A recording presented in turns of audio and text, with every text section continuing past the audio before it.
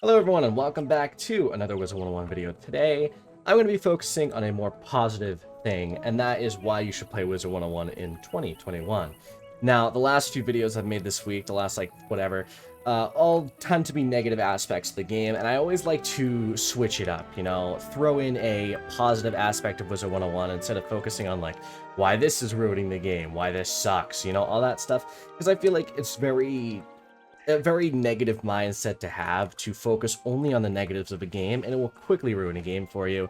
So I'm going to be focusing on why you should play Wizard101 in 2021.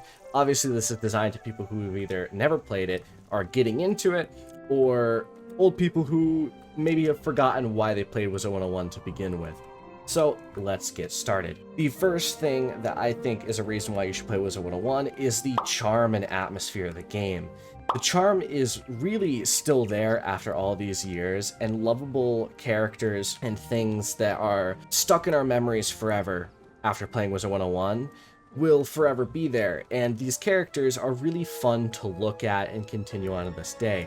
I think a lot of it still holds up despite the game being made 10 to 12 years ago now, whatever it is, 13, and I think that the retexture really exemplified Wizard City as a whole and made the area even more lovable. The other worlds in the earlier arcs are incredibly unique and each have their own amazing atmosphere and look to them that you can tell the devs have put hours and hours into designing each little section of the world, and you can find so much by playing Wizard101. So ultimately, I would give that as my first reason, the atmosphere, and to this day, I still love it almost more than any other game.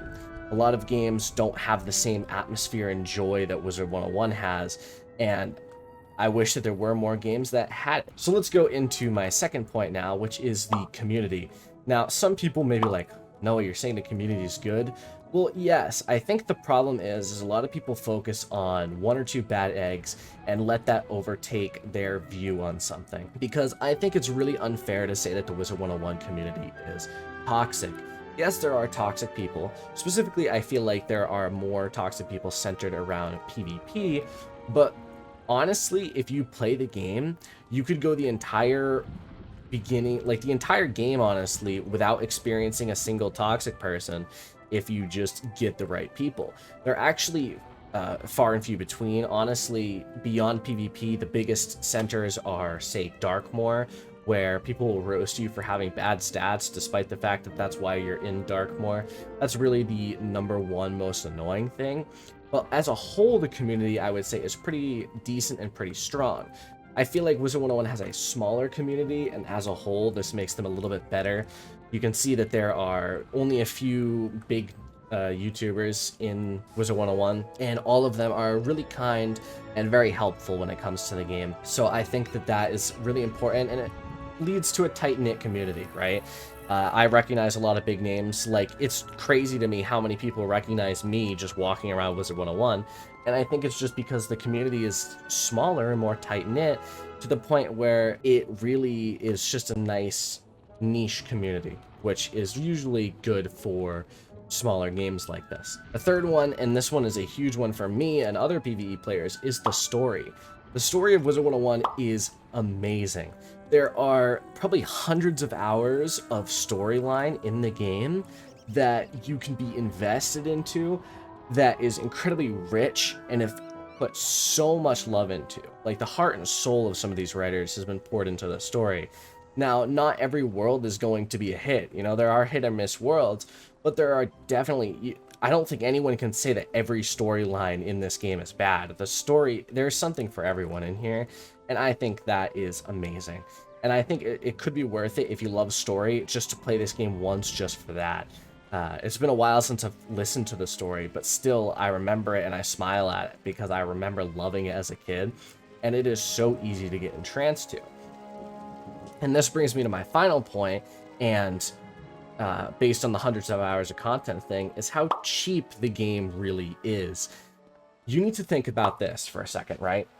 If you play the game consistently for a decent amount of hours every day, as most kids would, say, when I was a kid, right, I would go to school from 8 in the morning to 3, and then I would come home and I would play Wizard101 all day.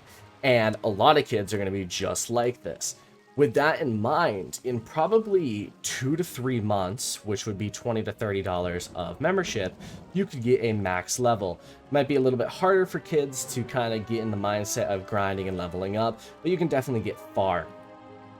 And what I think is so important to note about that is that think about what other games cost nowadays, right?